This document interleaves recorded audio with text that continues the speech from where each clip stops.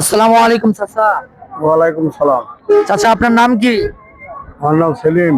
চাচা বাসা কোথায়? দুর্গ্রাম।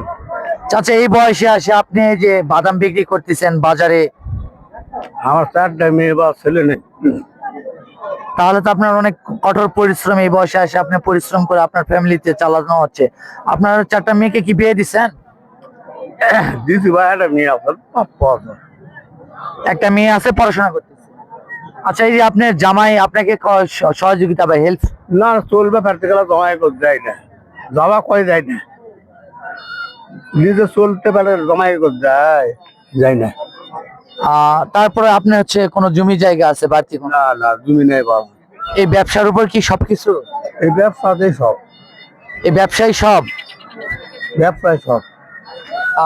চাল আপনি কিনে খান না বাড়ির খান? কিনে খাই বাবা, কিনে খাই, চাল কিনে খান? সব কিনে খাই। আপনি এই ব্যবসাটা করে প্রতিদিন কত টাকা আয় হয়? কোনদিন 300 আসে, কোনদিন 500 আসে, কোনদিন 250 আসে, বেচার উপর। তাহলে তো আপনার জীবনটা অনেক কষ্ট হয়ে যাচ্ছে। কষ্ট হয়। তো আপনি এই কষ্টের মাঝে যে সততা নিয়ে বেঁচে আছেন, এর উদ্দেশ্যে আপনি কি বলতে? বিয়ে দিছি বাকি তো ওই ডিমান্ড পরিশোধ করা যায়, দেওয়া লাগবে। মানে মেয়ের এখনো ডিমান্ড পরিশোধ করতে পারেননি? না না পারিনি। এই ডিমান্ড পরিশোধ করতে হবে? হ্যাঁ পরিশোধ করতে হবে। জামাই চাই ডিমান্ড? হ্যাঁ শোনা চাই তো। সোনা চাচ্ছে? চারে না, কে চায়, জামাই না মেয়ে? মেয়ে চাই। মেয়ে চাই। যে আপনি যে কষ্ট করতেছেন এখানে, তারপরে যে জামাই কষ্ট করলে ওরা মেয়ে চাই, দেওয়াই লাগবে, দিতেই হবে? দিতেই হবে। কেন আপনি বলবেন আমি কষ্ট করতে পরিমাণ আমি কিভাবে দিব? আরে বা দেওয়া লাগে না, দিলে মেয়ে খামাক দিবেন না, এটা শ্রমিক। আপনি যে বাদাম বিক্রি করে দিনে 200, 250, 300 টাকা ইনকাম করেন, আপনার ফ্যামিলি চালাইতে অনেক কষ্ট, আপনি আবার কিভাবে দিবেন? এখন ধরে বইতে লোক আমাকে দিবেন না, আমাকে দিতে হবে। ওই 3টা দিছি, দাবি আমাকে দিতে হবে, তারা না আমাকে দিতে মানে মেয়েও চাই? মেয়েও চাই। কাকু আপনার বাসা এখানে? একটু কথা বলা যাবে আপনার সঙ্গে? 1 মিনিট, আপনার সঙ্গে 1 মিনিট কথা বলা যাবে ভাই?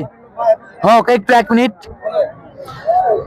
হ্যাঁ দর্শক, আপনারা দেখতেছেন এই মুরব্বী কিন্তু বাদাম বিক্রি করে সংসার চালায়। দেখেন, ইনার কিন্তু বাদাম বিক্রি করে সংসার, এবং ওনার মেয়ে এখনো ওনার কাছ থেকে ডিমান্ডের টাকা চাচ্ছে, মানে জামাই চাই আর কি। দেখছেন কতগুলো? 4 আনা।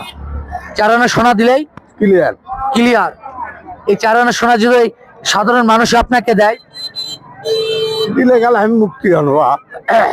এই 4 আনা সোনা দিলে মুক্তি হবে, তাহলে সবার উদ্দেশ্য বলেন, সবাই দিবেন?